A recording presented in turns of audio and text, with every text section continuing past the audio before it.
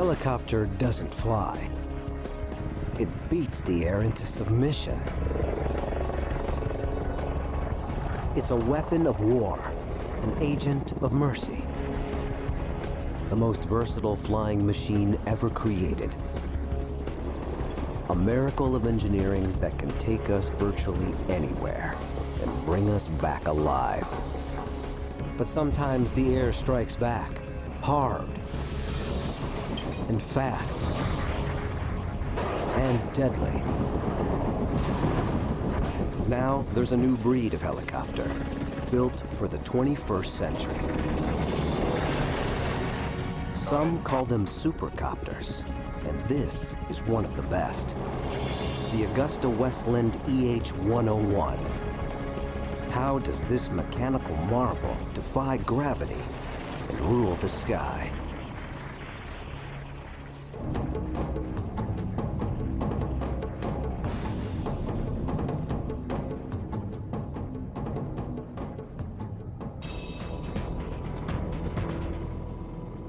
Somewhere off the coast of Italy, a man is drowning. One of the most advanced helicopters ever built is racing to his rescue. The Augusta-Westland EH-101.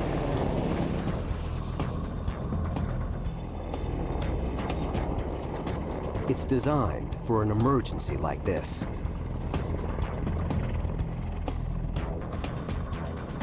Its rotor blades are revolutionary.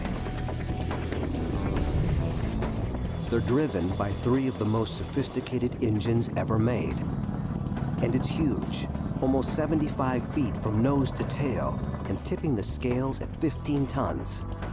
A giant that can range 900 miles out into the open sea at a top speed of almost 200 miles an hour.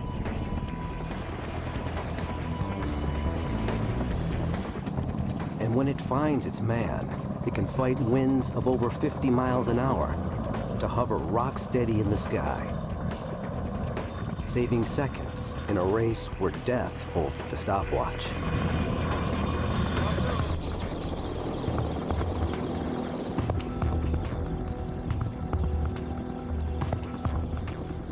To the Italian Navy's Flying Shark Squadron, it's a deadly serious training mission.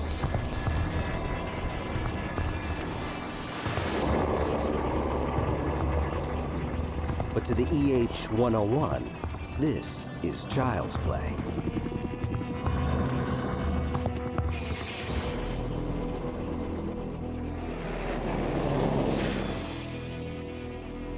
It's one of the new generation supercopters that are taking our 21st century skies by storm.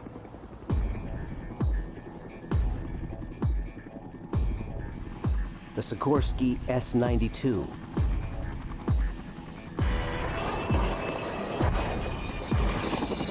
NH Industries NH-90,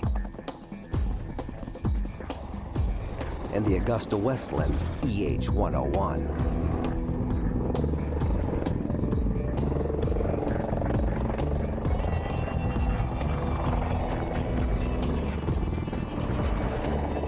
This American version of the EH-101, known as the US-101, was chosen by the US Navy as the next presidential helicopter. Designated Marine One, creating the Oval Office in the sky will be a joint venture of 3 firms: Augusta-Westland, Bell Helicopters, and Lockheed Martin. It will truly be a supercopter.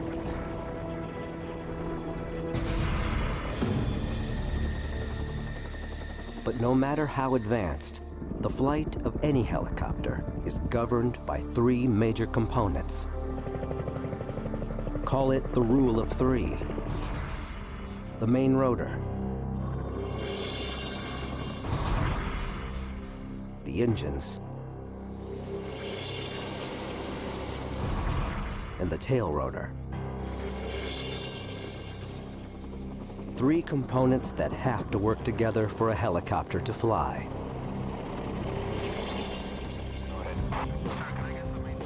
And this is what the rule of 3 can achieve. The EH-101 moves through the air like a hummingbird.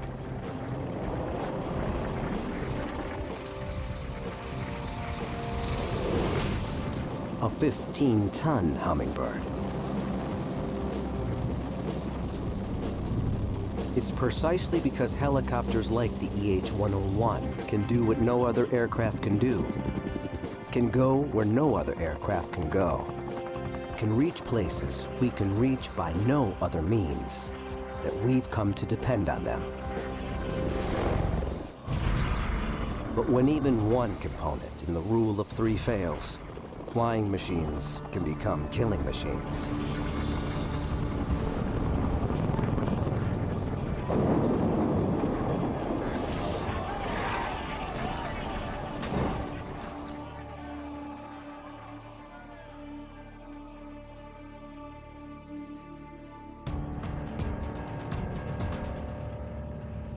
In normal conditions, flying a helicopter is only slightly more dangerous than flying a regular fixed-wing aircraft of the same size.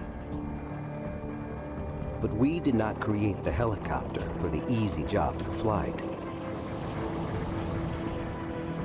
It was made to operate in the outer envelope of risk.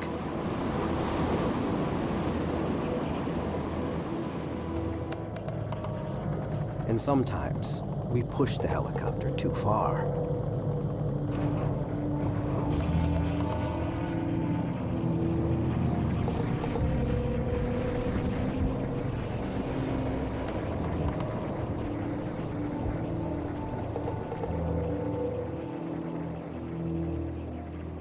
The simple but mysterious truth is that the helicopter is a flying machine that doesn't want to fly. That it flies at all is close to a mechanical miracle. A helicopter sitting on the ground is actually more capable of beating itself to death by rolling over and the blades thrashing around in the air than it is of actually flying. The first component in the helicopter's rule of three is its main rotor. Fixed-wing aircraft fly because of the way air naturally flows over their wings as the plane moves forward. They are literally pulled through the air. A helicopter's rotors act like spinning wings. As air moves through them, the rotors lift it up, tugging the bird into the sky. And the main rotor doesn't just lift the helicopter, it also propels it forward by driving air backward.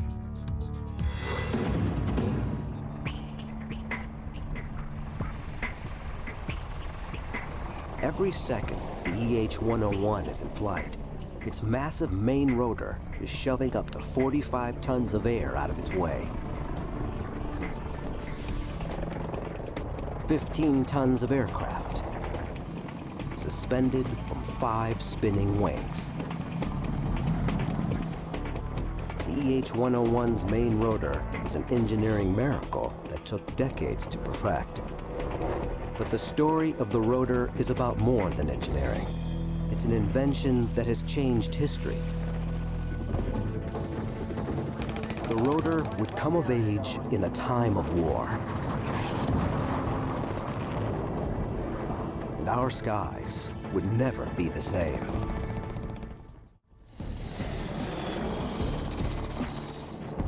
Creating helicopters as advanced as today's supercopters is like creating a robot that can dance.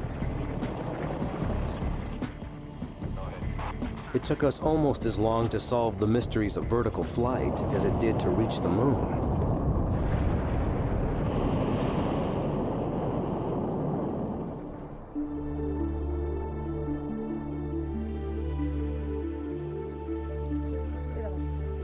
In 15th century Renaissance Italy, Leonardo da Vinci imagined a flying machine that would twist its way up into the heavens, like a screw turning through wood.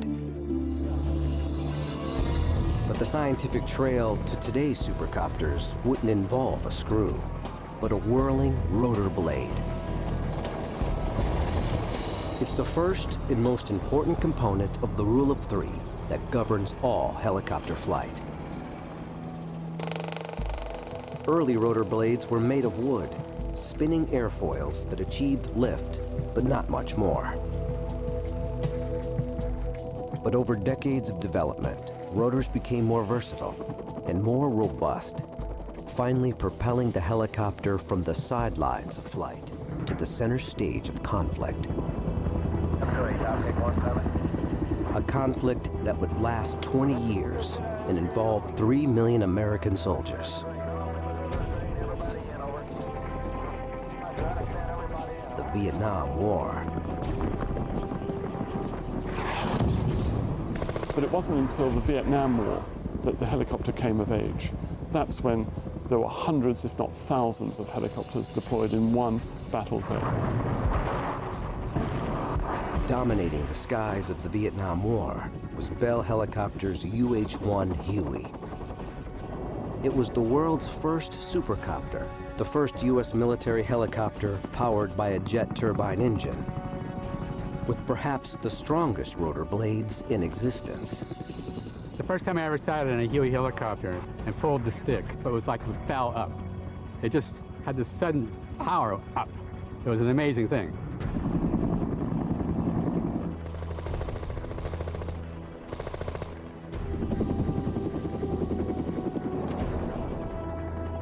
Although all metal rotors had been fitted to earlier helicopters, the Huey's thick 44-foot-long blade set a new standard for toughness.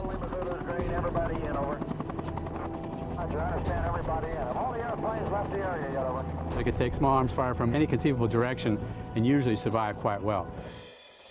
Bob Mason is a legendary Vietnam War pilot whose book Chicken Hawk tells his and the Huey's incredible story of war and survival.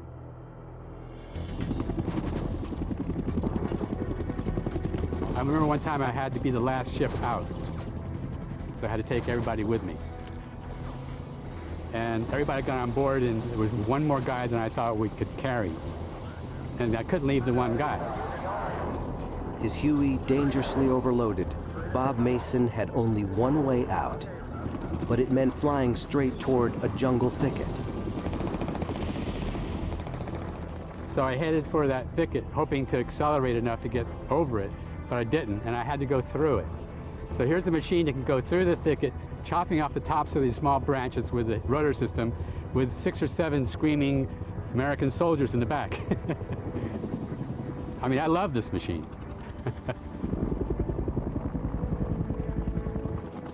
If the Huey was the supercopter of the 20th century, the EH-101 is chasing that title into the 21st. And just like the Vietnam-era Huey, this supercopter's main rotor blade is a primary reason for its success. But while the Huey's rotors were all metal, the core of the EH-101's blades is paper. Using state-of-the-art technology and composite materials like carbon and glass fiber, these rotors are much lighter and more durable than all metal blades. A core of honeycomb paper is combined with pieces of foam, carved to precise dimensions. They're wrapped with layer after layer of composite fiber material, then baked in a pressurized chamber to become as hard as steel. Finished with titanium edges, they're as battle-ready as a blade can be. When a bullet hits an all-metal rotor, it sends fractures through the entire width of the blade. But when a composite blade takes a hit, the interwoven fibers around the bullet hole are undamaged. And this is what really sets this rotor blade apart, a wing tip. This feature has virtually solved 2 of the main problems helicopters suffer. Rotor noise, which can warn an enemy of a helicopter's approach, and brownout, dust storms that can blind a pilot during desert takeoffs and landings. Jobs don't come much tougher for a helicopter than pulling hostages out of hostile territory. especially when that territory is a desert. And no hostage rescue mission is more infamous than the ill-fated Desert One in 1980 to rescue U.S. citizens being held in Iran. It became helicopter hell in the desert, ending in the deaths of 8 American servicemen. But if that mission had to be carried out today, with one of the new breed of supercopters, it might have ended differently.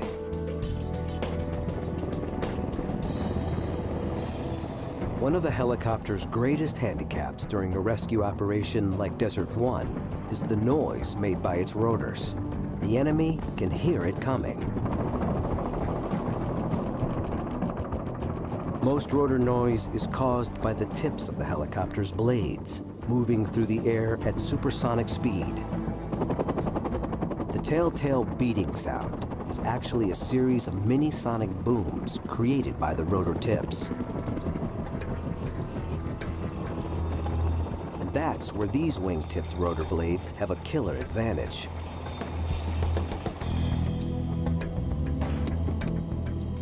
Their wing shape allows the rotor tips to spin more slowly and yet still achieve the same lift and thrust.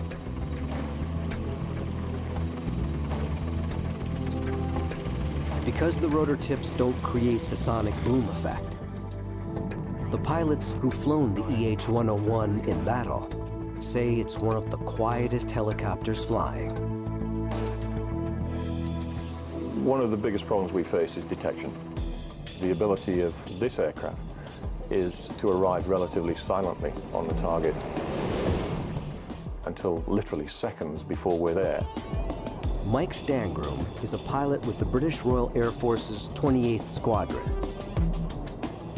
He captains their newest asset, the EH-101. But we can go alone and unafraid into hostile territory in confidence.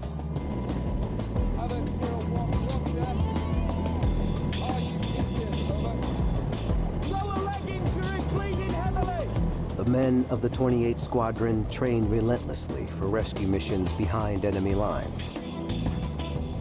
Timing, positioning, and speed must come together. Most of all, it's stealth that's the key to the success or failure of the mission. The end game is what our job is all about, and there may be enemy on the scene. It might be a hot target. If the enemy hears them coming, the landing might not just be hot, but fatal.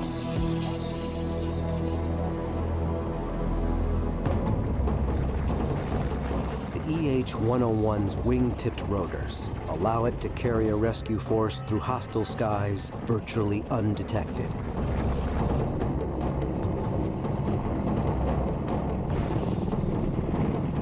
Giving them the advantage of surprise in a game of life and death.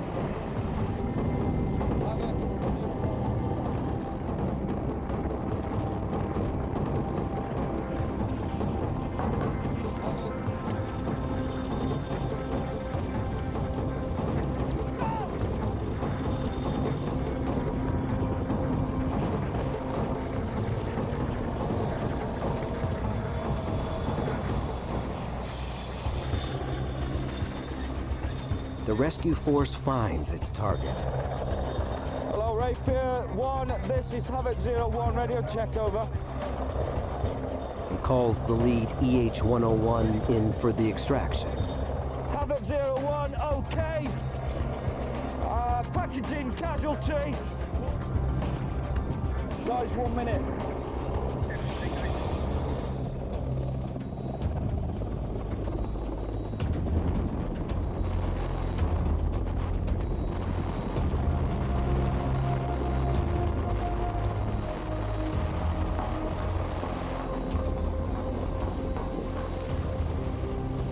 But if this rescue was for real, and if it was happening in a desert environment, like that faced by the Desert One mission in Iran, the helicopter and the men it's carrying would be facing a danger as great as enemy fire. Sandstorms created by the rotor blades, called brownouts, which can blind pilots on takeoff and landing, are a major cause of helicopter crashes. But the EH-101's wing-tipped rotors deal with the desert sands in a way even their developers didn't expect. Unlike other rotor blades, the wingtips focus the main force of their downwash at the outside edge of what's called the rotor disc, carving a window of clear air through the brownout, which allows the pilot to see the ground on the way down. It's called the donut effect. The pilot flies in that hole. He has excellent visibility for 90% of the approach. And in the critical stages, he can see his landing point very easily. And what works for sand works equally for snow. The wingtip rotors defeat whiteout just as effectively as brownout.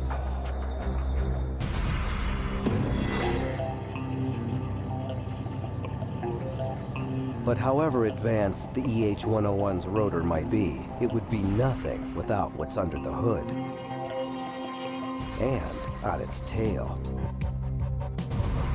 Without a powerful engine and a tail rotor to control its movement, no helicopter can survive. The rule of three pits physics against the forces of nature. And when the parts all work together, a helicopter can do things even Leonardo couldn't predict.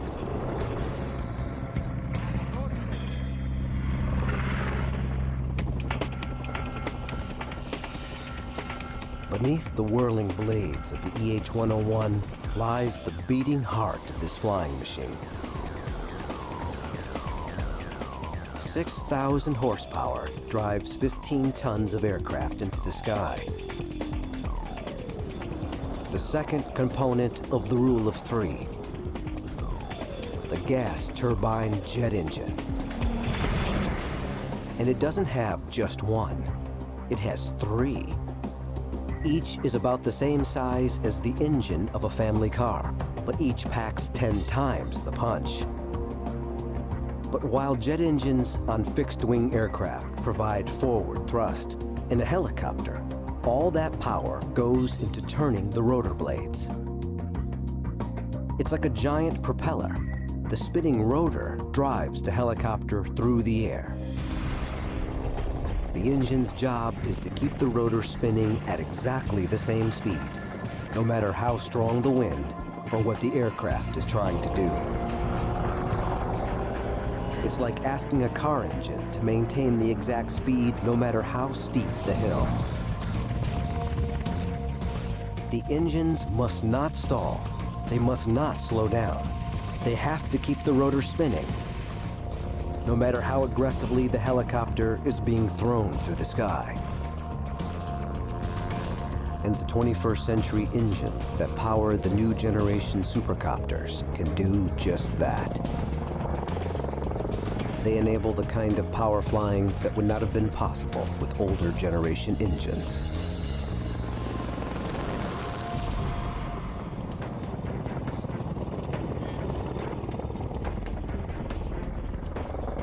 Royal Air Force's 28th Squadron is on a training mission.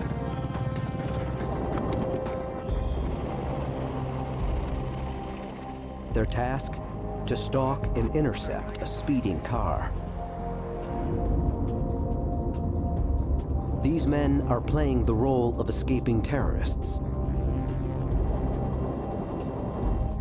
Positioning high above, the EH-101s drop into a near vertical dive. They swoop in, a mere 50 feet off the ground, traveling at nearly 200 miles an hour. Then the aircraft snaps into an incredible aerial switchback. Its engines absorb the shock of this maneuver without missing a beat. The copter hits the ground in a maelstrom of dust.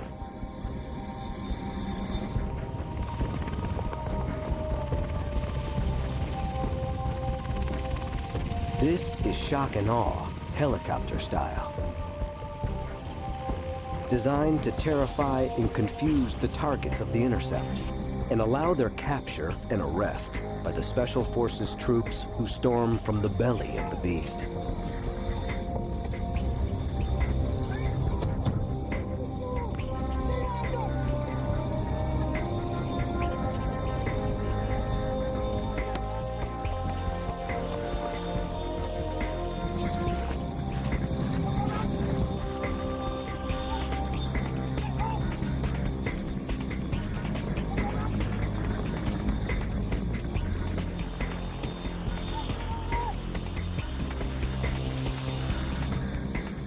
Within seconds, it's all over.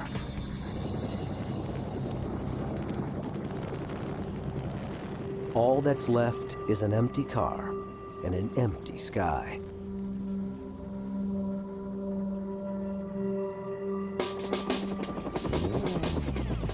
The secret to this maneuver is the sheer power and computer-managed precision of the EH-101's engines. To deconstruct how they work, watch this again. First, the initial dive. The copter drops almost straight down. Its rotor blades are spinning at a steady 214 RPM, but they're not actually pushing much air. For the engines, this is the easy part. 50 feet from the ground, the copters level out for their attack run. The rotors are biting hard into the air, forcing air backwards to propel the EH-101 at its top speed of nearly 200 miles an hour. The engines have to take the strain and keep the rotors spinning at exactly the same rate of 214 RPM, despite their extra workload. Every movement of the rotor blades is communicated directly to the engines by the helicopter's onboard computers. But the moment's approaching that will set these engines apart from all that have gone before. This extraordinary aerial switchback from top speed to a dead stop and back again. The trick, for me, is to get the aircraft turned round through 180 degrees and to lose what could be up to 180 miles an hour to zero in a very short distance. As you'll appreciate, that's a very aggressive maneuver. The main rotors are fighting the air. First to stop the aircraft, then turn it around, then to bring it down fast. It's an enormous shock to the rotor blades, and it's transferred directly to the engines.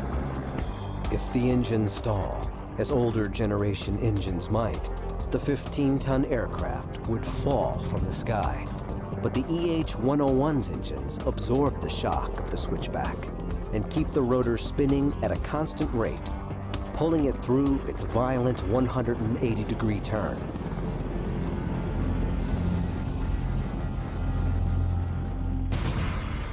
And in the event that one of the EH-101's engines is shot out or fails, its onboard computers will alert the remaining two engines to make up the power difference and allow the aircraft not only to continue flying, but to continue with its mission.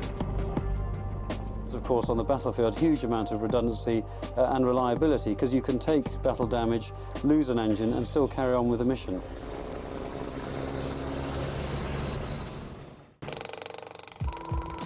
Most of the weight early helicopters were actually lifting was the weight of their heavy and underpowered piston engines. The development of the lighter but immensely more powerful gas turbine jet engine in the 1950s allowed helicopters to lift much greater loads. What had been an aerial gymnast was now also a beast of burden, transporting up to 40 tons through the air.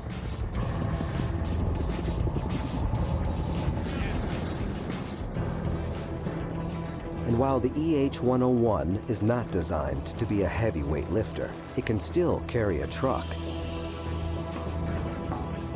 or pack 50 evacuees into its cargo area. And most importantly, its 3 computer-controlled engines allow it to hover rock solid in winds over 50 miles an hour. It's a critical advantage when an entire squad of troops needs to be delivered quickly to a battlefield.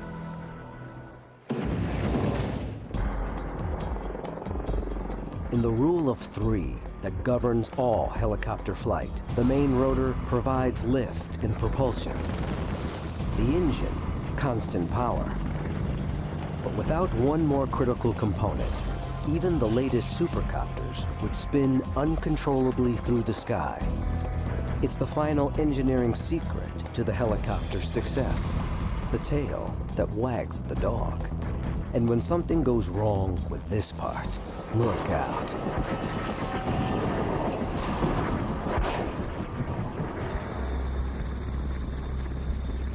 Heavy weather, high-octane jet fuel, and a 15-ton helicopter hovering above the deck of a warship at sea.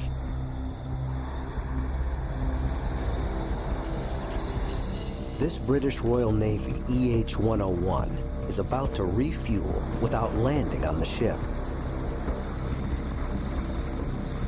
It's one of the most difficult maneuvers a helicopter can be asked to do, and few are asked to do it. But this is just the sort of high-risk operation supercopters are designed for, saving precious time that would be taken up by landing to refuel. Its key role is force protection, to remain airborne 24 hours a day, 7 days a week, 365 days a year, searching out the surface threat from ships and the subsurface threat from submarines. During this refueling, the EH-101 maintains a precisely controlled hover.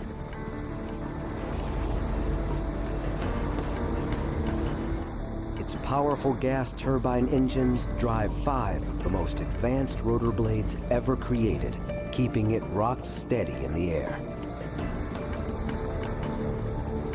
But guiding it closer and closer to the ship and the waiting fuel line is the 3rd component in the rule of 3 that governs all helicopter flight.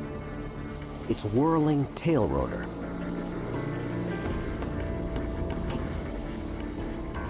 "5,000 tons of ship, 15 tons of helicopter are now connected by a hose full of volatile aviation fuel. There's no margin of error.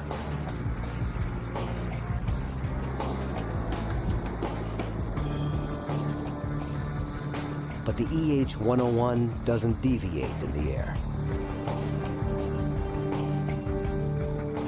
Thanks to the precision guidance of its tail rotor. The tail rotor is absolutely fundamental to the flight of helicopters. If you like, it's the tail which wags the dog.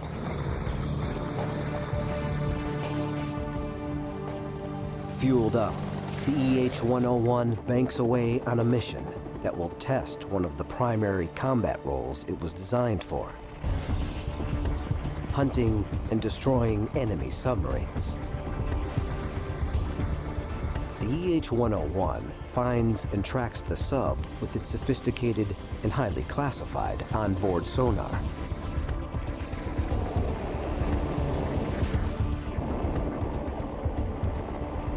It closes in on its target and pulls into a dead hover. Then it lowers the submarine's worst nightmare: a sophisticated dipping sonar array. Beneath the surface, this underwater listening device opens up like a high-tech umbrella, trapping the enemy submarine in a sonar net.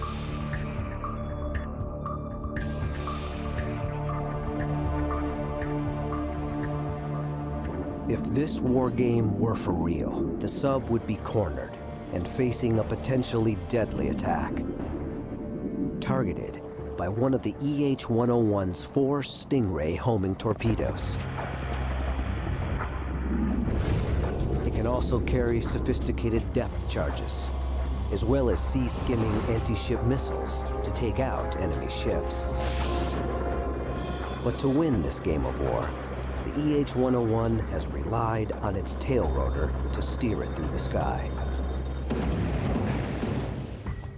It's the tail rotor's job to counter and control the powerful rotational force generated by the EH-101's main rotor blades. The main rotor wants to spin the body of the helicopter one way. The tail rotor forces air in the opposite direction. And by controlling the amount of air forced out by the tail rotor, the pilot uses it as a rudder to steer the helicopter through the sky. Of all the hurdles early helicopter designers had to overcome, stopping the aircraft from spinning around its main rotor was perhaps the most difficult. Double rotors spinning in opposite directions was the first solution. Then came the twin rotor system, with the spin of each set of rotor blades canceling out the other. This did provide an answer, and also gave helicopters like the Boeing Chinook greater lift capabilities than most single-rotored craft.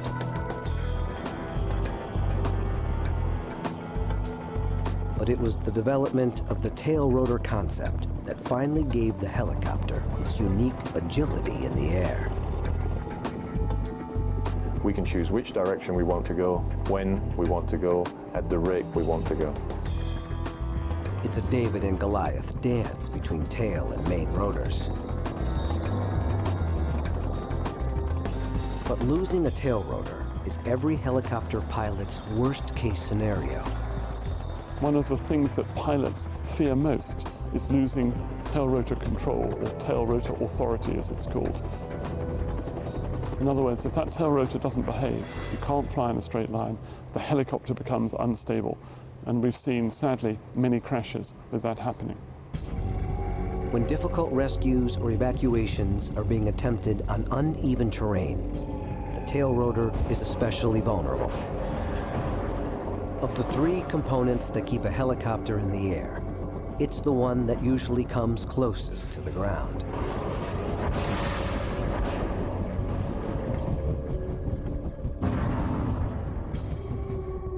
That's why the EH-101's tail rotor is positioned high on its tail, nearly 9 feet off the ground.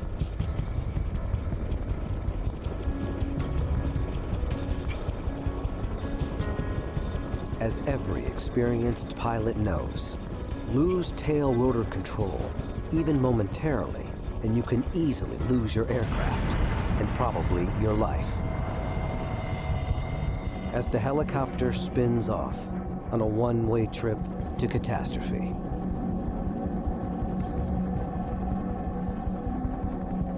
Then, the components that kept it airborne shatter it against the ground, literally beating itself and its passengers to death. But many helicopter crashes occur when we ask too much of this unique flying machine. The jobs they get assigned are so very dangerous. We're asking them to do things that other aircraft can't do. Whether it's going up to the top of Everest and plucking off an injured climber at 21,000 feet, or going into the eye of a hurricane and bringing back people from the perfect storm. Helicopters can save lives, and you can get them to hospital faster than any other means. We put helicopters into extreme situations for the simple reason that nothing else can do the job. Helicopters can punch a hole in a hurricane and rescue men and women who would otherwise be condemned. Helicopters can take the fight against a forest fire to the very heart of the inferno, an aerial assault by water where no man or machine dare go. And as an air ambulance, a rapid response agent of mercy, when minutes, even seconds, can mean the difference between life and death. The helicopter is the undisputed champion of the injured and the sick.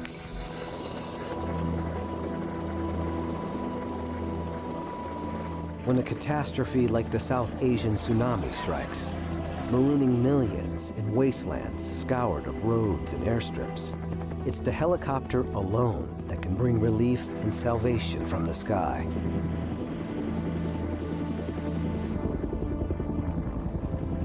This was one of the greatest airlifts in history. Thousands of tons of humanitarian aid brought into some of the most inaccessible places on Earth, saving the lives of thousands of men, women, and children.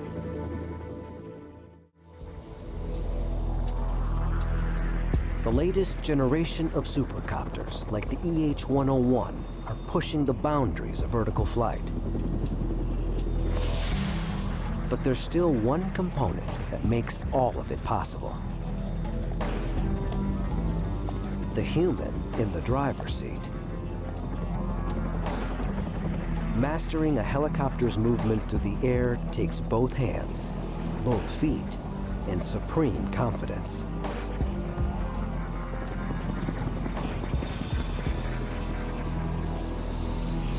And when it's a supercopter worth tens of millions, there's no room for error.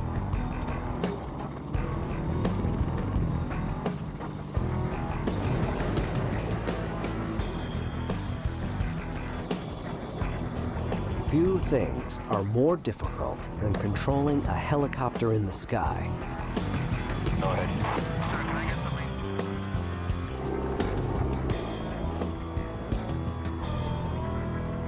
They say that if you can hop up and down, rub your tummy in a circular fashion and your head in a counterclockwise fashion with your eyes closed, then you can fly a helicopter.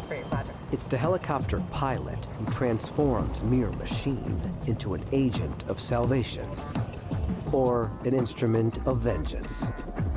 The rule of three, main rotor, gas turbine engine, and tail rotor allows the helicopter to fly.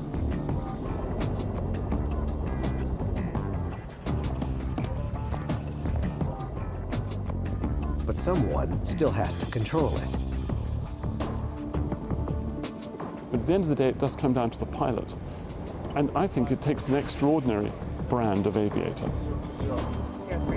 At any given moment in flight, a helicopter can go up or down, side to side, forward or backward, or virtually any combination of those directions.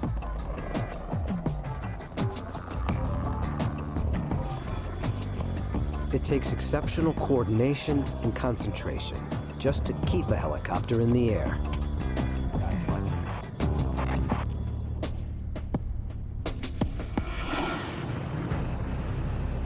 Massimo Porro commands the Italian Navy's #1 Flying Shark Squadron.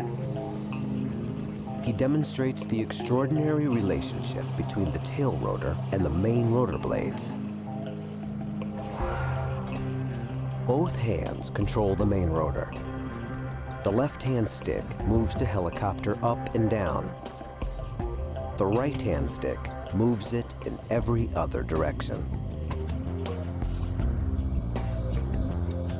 Both feet control the tail rotor, changing the angle of the rotor blades to point the aircraft where the pilot wants. E poi abbiamo I pedali che servono per... We have the pedals, which move the blades of the tail rotor to oppose the torque of the main rotor. nei comandi di volo, la reazione This allows us to steer the helicopter in the direction we want. di quello che si vuole ottenere. Il coordinamento fra I vari But it has to be done in a very coordinated way, because compared to a fixed-wing aircraft, the helicopter is inherently unstable. un pilota di un aereo convenzionale. But when we master the helicopter's rule of three, there are few sights more breathtaking. It was like strapping on a costume in the morning that would allow me to do superhuman things. You weren't flying anymore, you were the machine.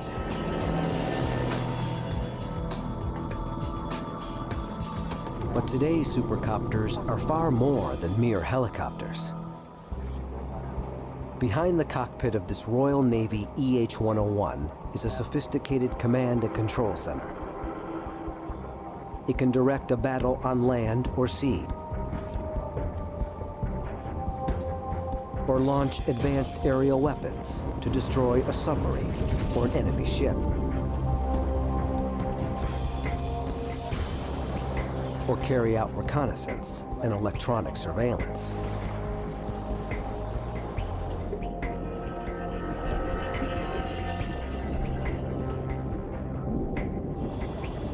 And today's supercopters are so technologically advanced, they can actually fly themselves. The EH-101's powerful onboard computers drive one of the most sophisticated autopilot systems ever put in an aircraft. The autopilot can even put this 15-ton aircraft into a hover at 40 feet and keep alongside a moving ship at sea without the pilot ever needing to touch the controls. In combat, the autopilot can do much of the actual flying, while the pilot focuses on the mission objectives. But ultimately, a human still has to be the mind of the machine. However sophisticated the autopilot, only a human pilot can actually land an EH-101.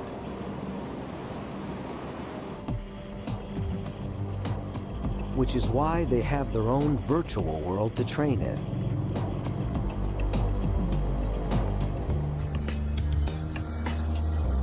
One of the most advanced flight simulators on the planet.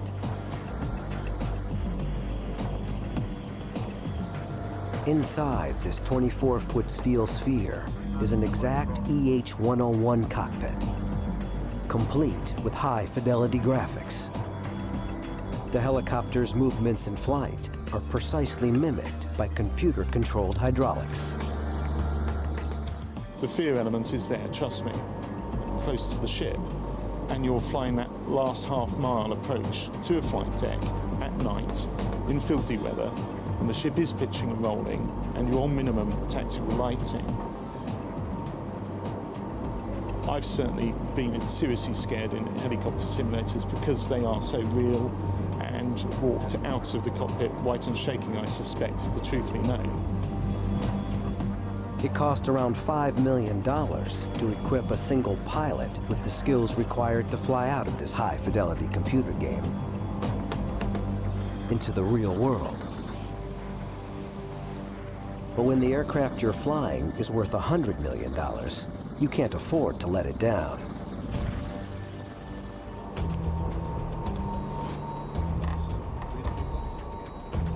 So in the simulator's operations room, instructors create nightmare scenarios for the pilots. Emergencies far too dangerous to be simulated in a real EH-101. We can simulate major systems failures and crash landing. I think probably the most challenging situations are coping with major system failure, but continuing to fight the aircraft and get back to the ship 200 miles away, maybe on two engines with navigation systems that have failed. The training never stops. Even the most experienced pilots have to keep their hours up in the simulator to maintain their mastery of the EH-101.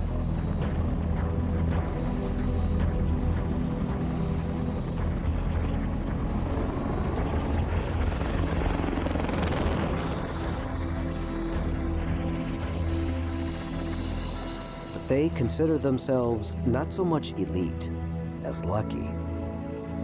The father of the helicopter, Leonardo da Vinci, would love to fly this helicopter. You could just see him saying, well, I told you so. 500 years ago, I told you we could do this. And here it is, the ultimate helicopter.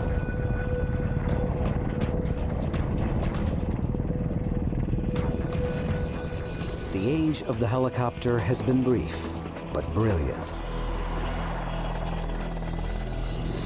In war and peace and tragedy, where no aircraft has dared go, the helicopter has gone. And now, the science of vertical flight has reached perhaps its finest expression. Now is the time of the supercopters.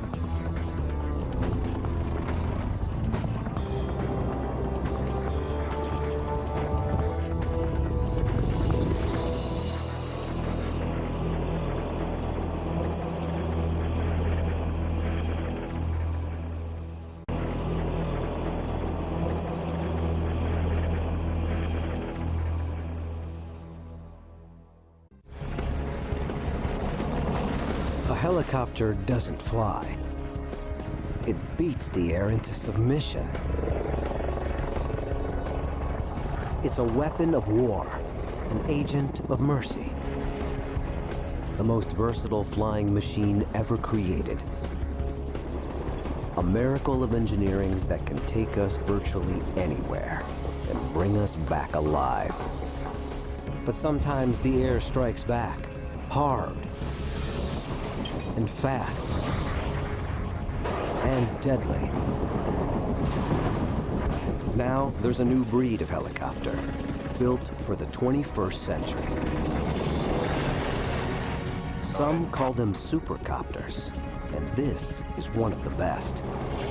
The Augusta-Westland EH-101. How does this mechanical marvel defy gravity and rule the sky?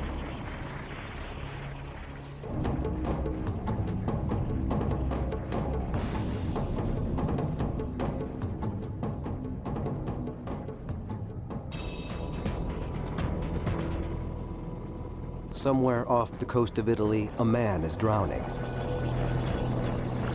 One of the most advanced is governed by three major components. Call it the rule of three. The main rotor, the engines, and the tail rotor.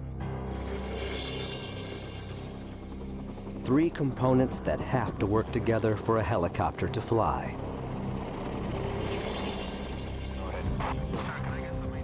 And this is what the rule of three can achieve.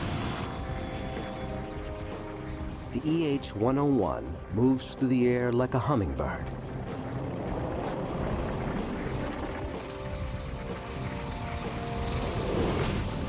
A 15-ton hummingbird. It's precisely because helicopters like the EH-101 can do what no other aircraft can do, can go where no other aircraft can go, can reach places we can reach by no other means, that we've come to depend on them. But when even one component in the rule of three fails, flying machines can become killing machines.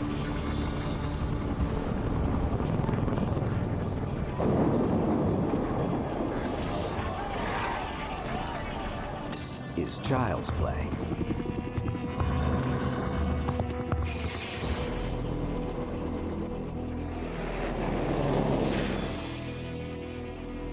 It's one of the new generation supercopters that are taking our 21st century skies by storm.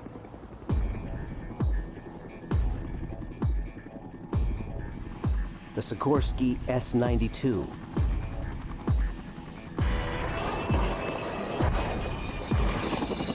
NH Industries NH-90, and the Augusta-Westland EH-101.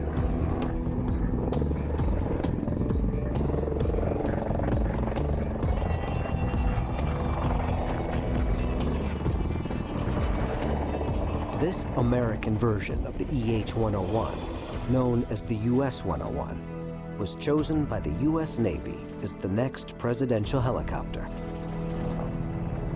Designated Marine One, creating the Oval Office in the sky will be a joint venture of three firms: Augusta-Westland, Bell Helicopters, and Lockheed Martin. It will truly be a supercopter.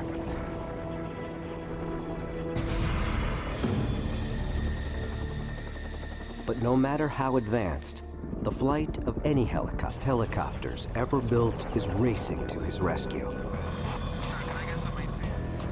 The Augusta Westland EH-101.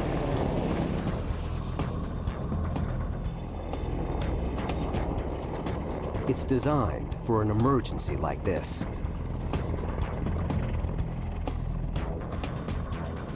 Its rotor blades are revolutionary.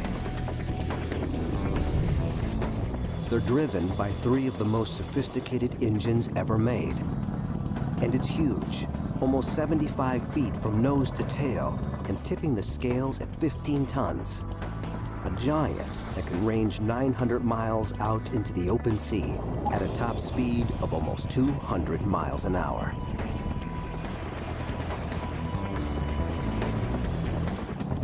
And when it finds its man, it can fight winds of over 50 miles an hour to hover rock steady in the sky, saving seconds in a race where death holds the stopwatch.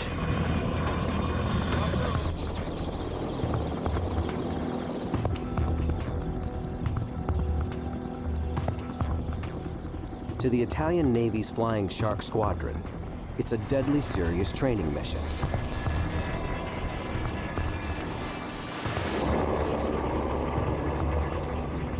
But to the EH-101, this.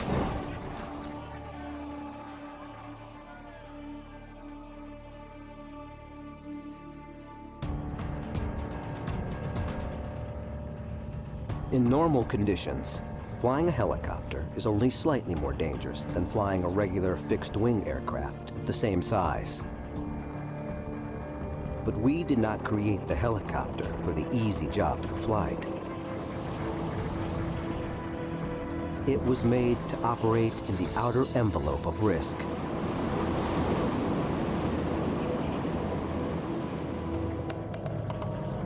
And sometimes, we push the helicopter too far.